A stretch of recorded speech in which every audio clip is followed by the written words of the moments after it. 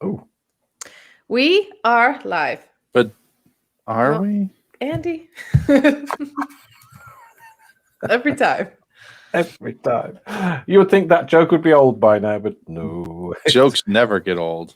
It's because Andy's jokes never get old. They just keep getting refreshed every damned week. Anyway.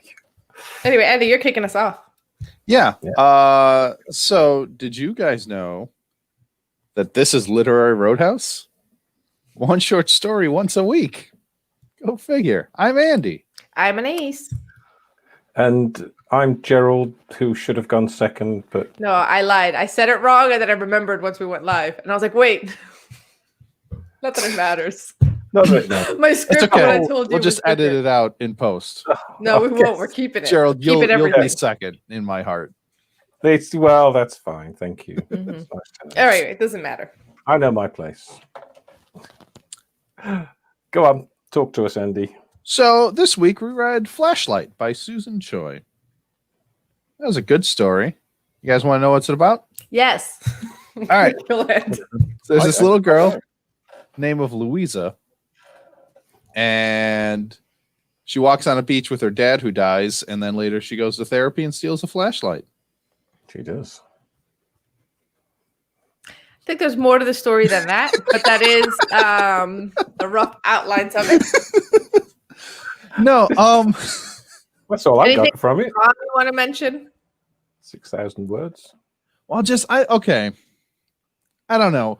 And here's why I don't like giving.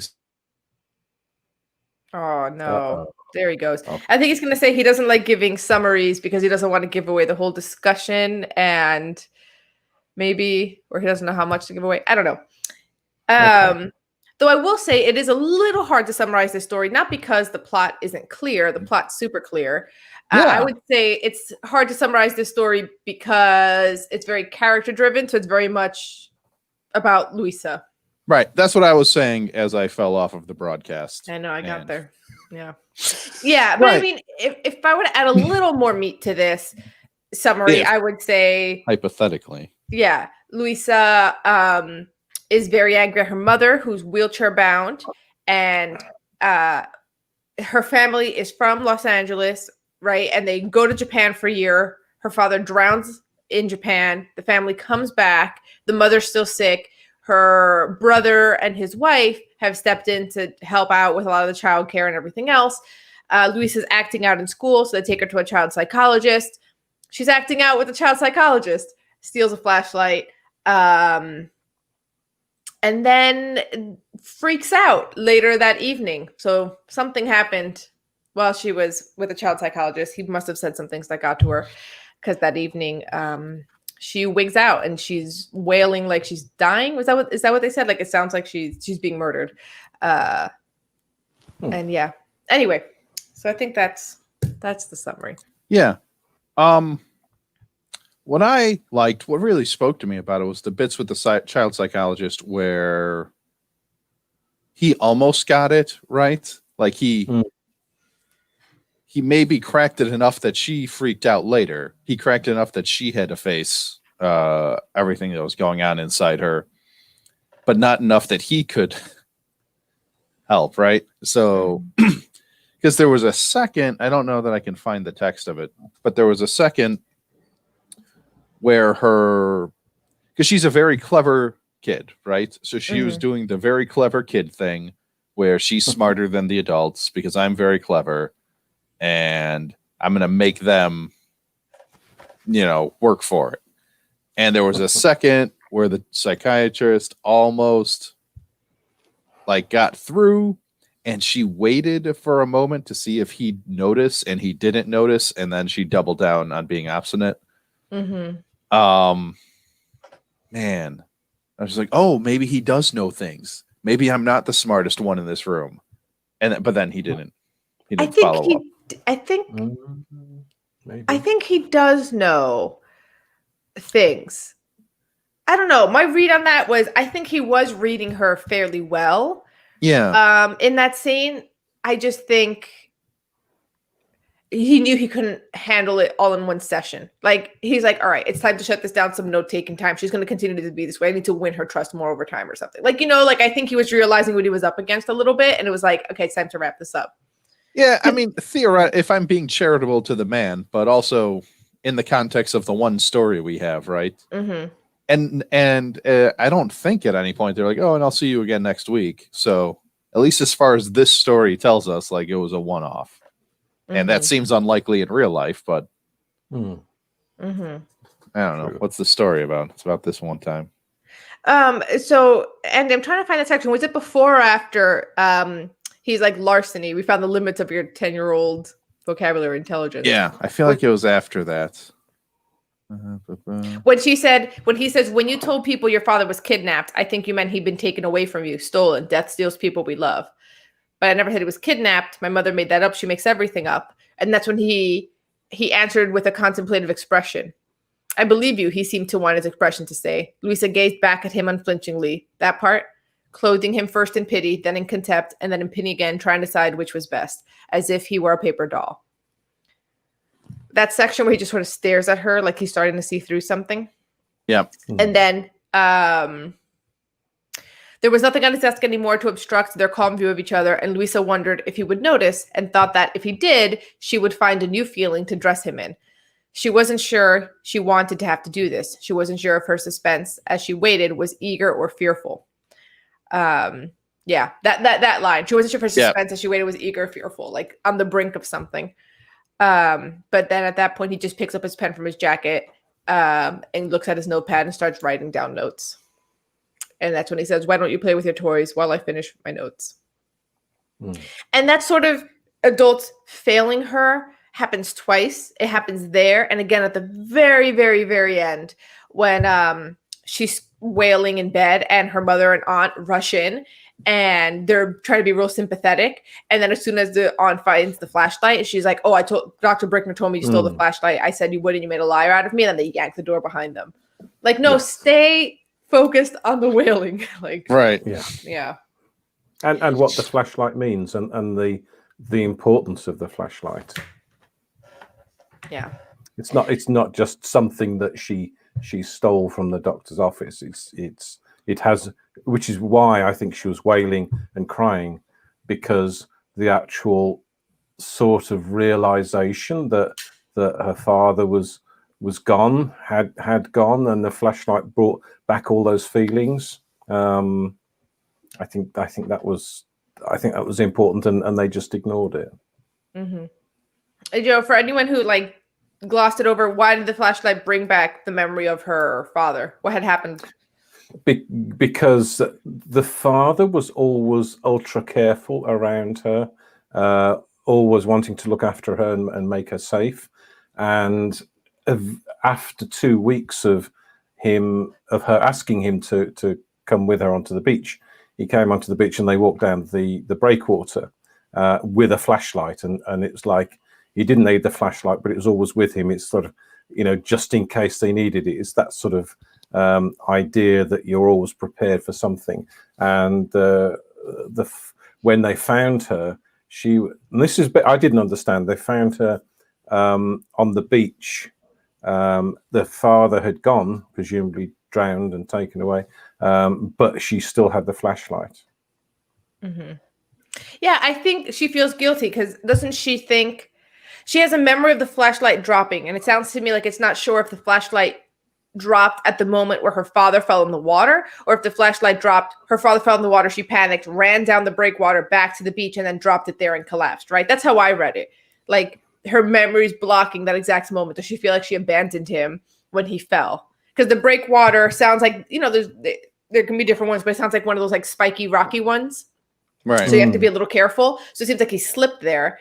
And the reason why this memory is so important is she keeps saying in her memory, though, she knows that the flashlight dropped and hit sand, not stones. So it must have been that she ran all the way back to the beach, left him after he had drowned, and then just like from the shock of it passed out. That's why she feels so guilty. But how did she, because he had the flashlight, so how did she take the flashlight off him, or did she pick it up and carry it back? Don't know. Looking very deep into some sort of meaning for that. Why And there's this whole thing about when it dropped onto the sand, it dropped without a sound, and because it would have made a clatter on the rocks if she was still in the breakwater. yeah. But there's also that sort of like PTSD, like Yeah. kind of thing going on. I hadn't spotted that maybe it was that she abandoned him. I had assumed that the father killed himself on purpose. Really? Yeah. Where's the clue to that? I didn't see that at all. Well, the thing he said, the last words, right? Or something about, there's a time you're gonna have to rely on your mother, or your mother needs you. But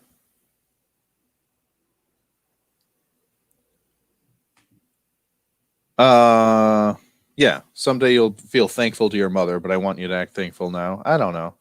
That seems like you and your mom are going to need each other kind of deal.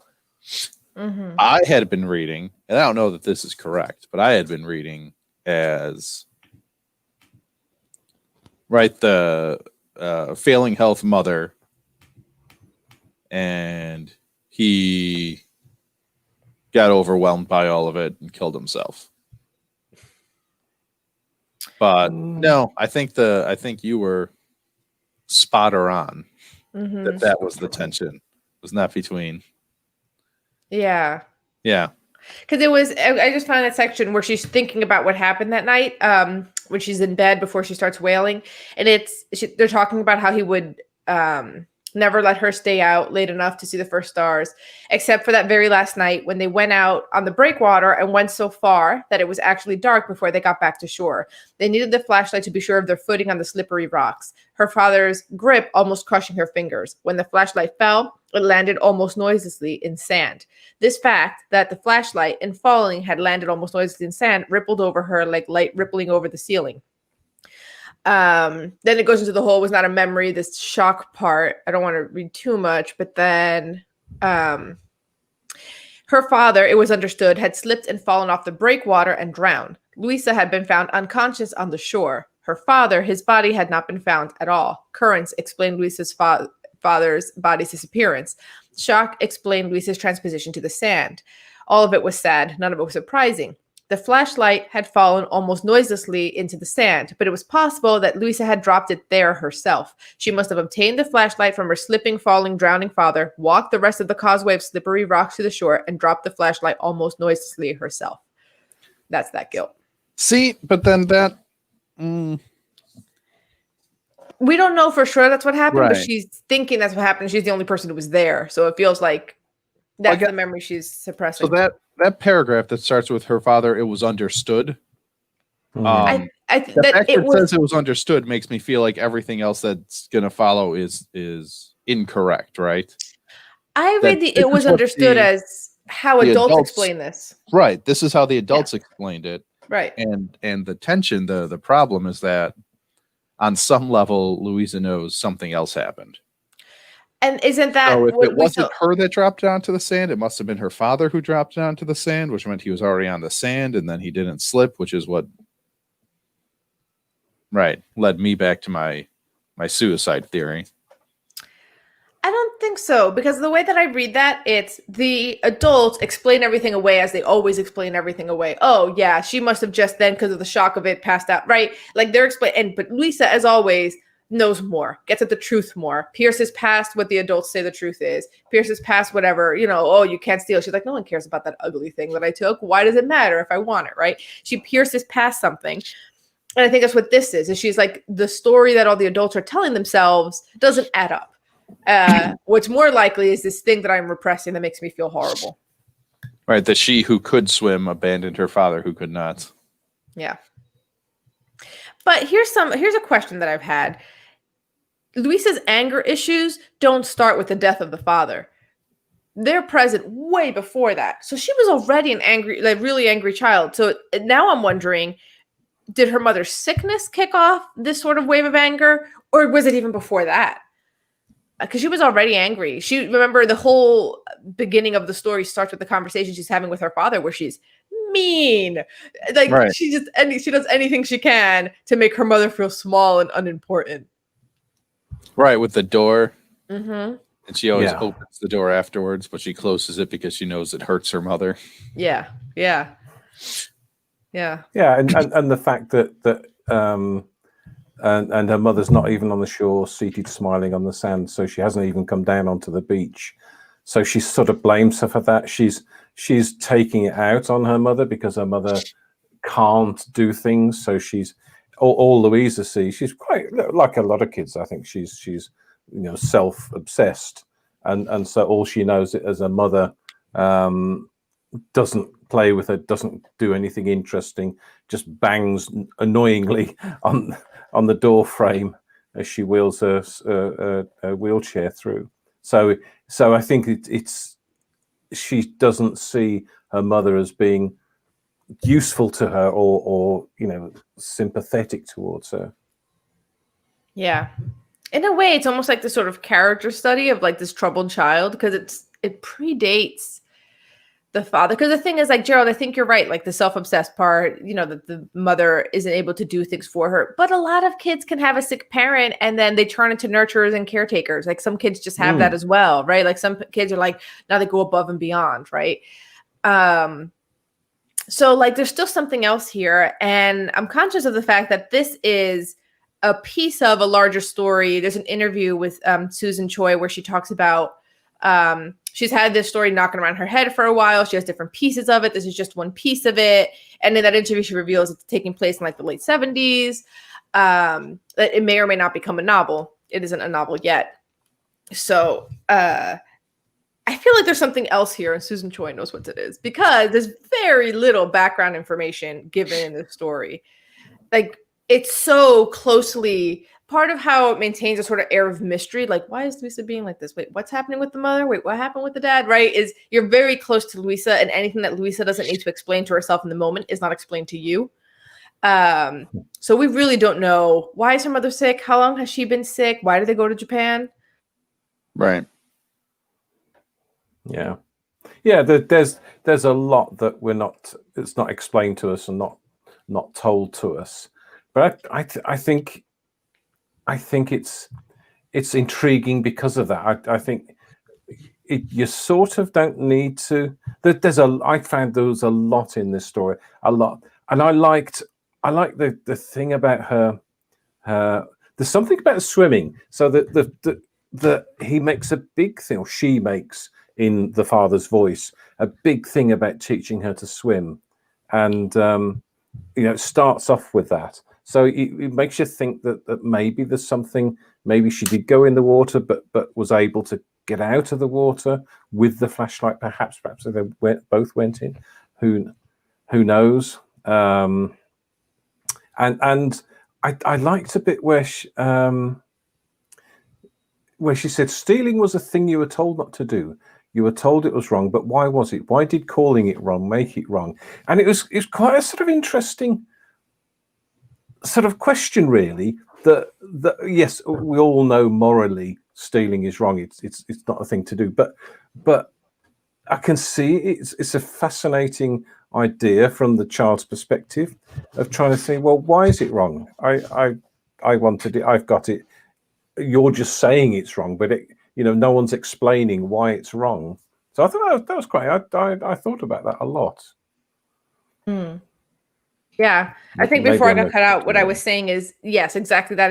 It adds to the sort of mystery feeling, but there's a lot of things that aren't explained, and I can't tell if it's because Luisa doesn't know or she does know, but she's not thinking about it at that moment, and that's why we don't learn it, which is, I think, pretty effective. We only learn things that she's actually thinking about in that moment.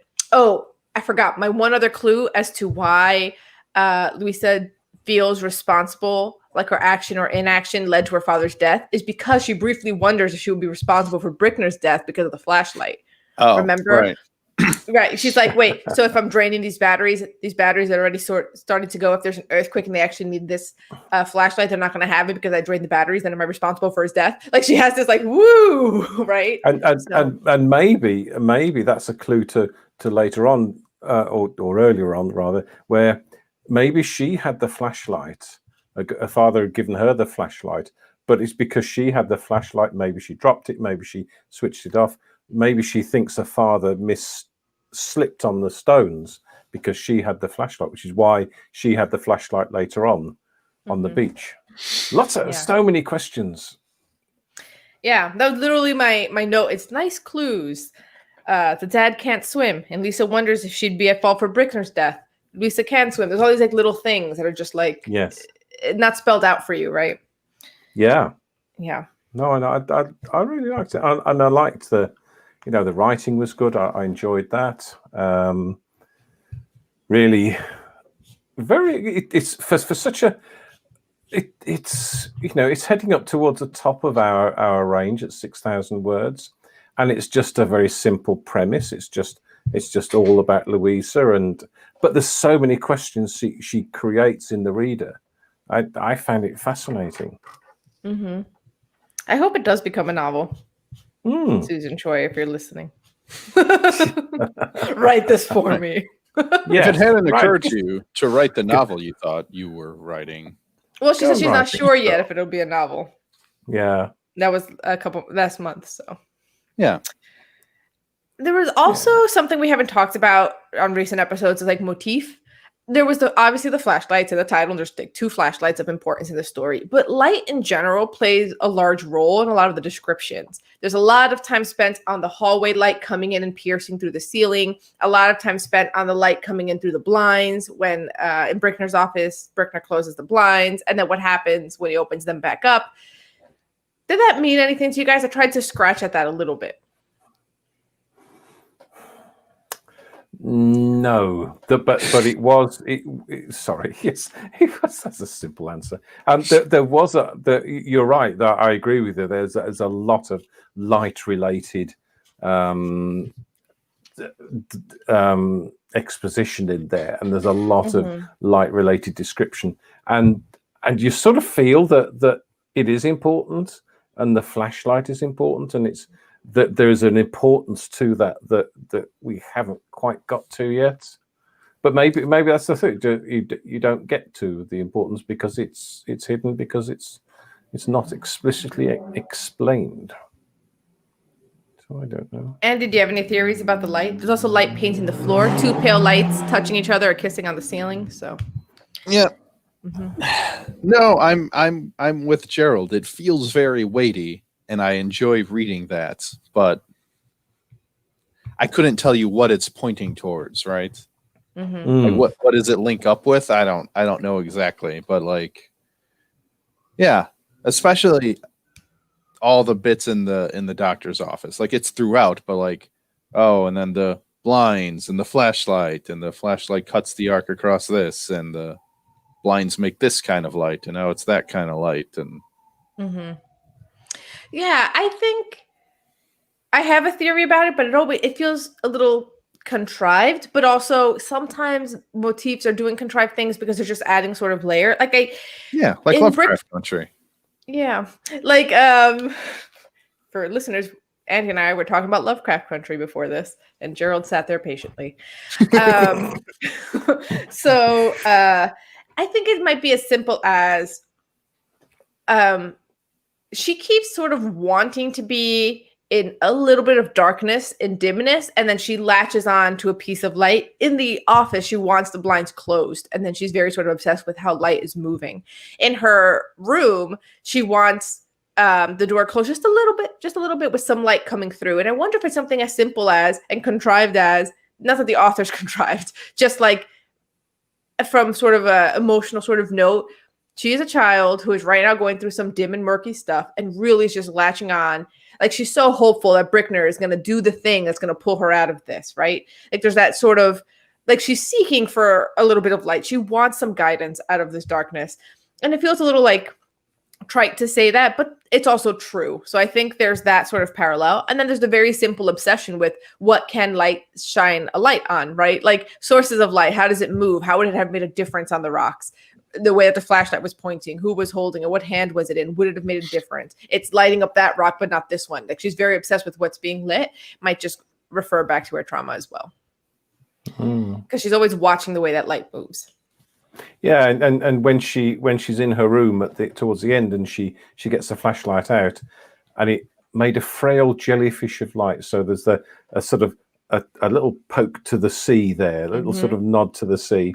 And she then goes on to write, walking the beach at sunset, her father had always brought their flashlight, its weight and shape awkwardly housed in his slacks pocket. If she let go of his hand and ran ahead a bit before turning back, she'd see the flashlight tugging at the waist of his slacks. So it makes me wonder whether she'd run ahead on the way back or something, which is why they got separated. Or maybe that's just another red herring. No, I think there's this moment. I think she's like mocking the flashlight before the tragedy happens, and then after the flashlight takes on the biggest importance of all time. Right? Yeah. Like the flashlight's ridiculous until yes, until the accident. Yeah. Also, one other thing, and the author was asked about this in the interview that I read, but there's this not weird, but noteworthy tense change. What's happening on the beach with her father is in the present tense, even though it happened in the past, and everything that's happening in Brickner's office is in past tense. And they were asked why the tense changed. She said, I just write in this tense change that makes the most sense for that scene. I kind of love that answer. You thought it had some big significance. I mean, it still might, right? Who is it? Because then the beach is where her mind is present, right? Yes, exactly. Right.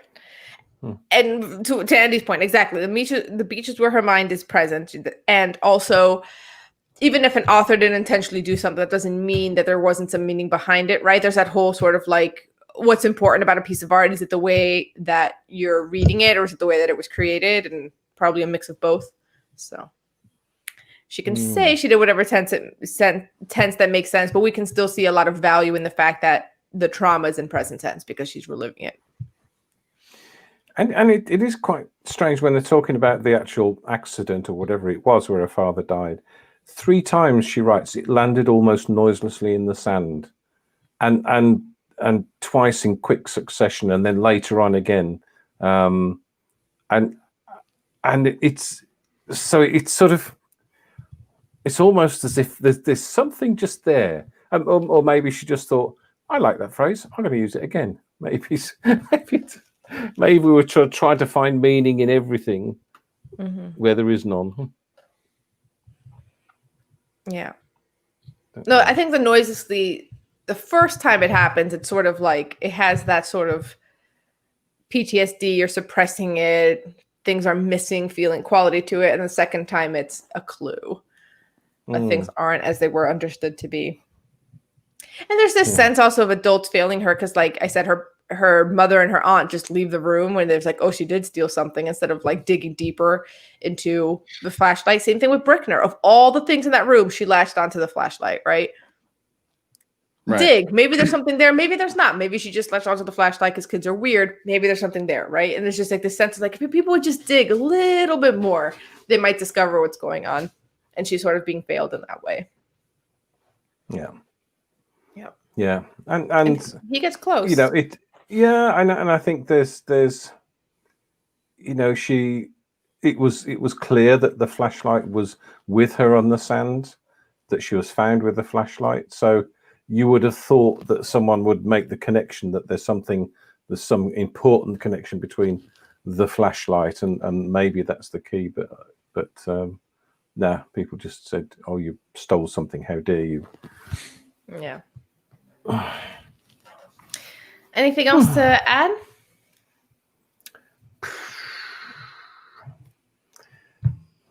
No, there's a lot to this story. Mm-hmm.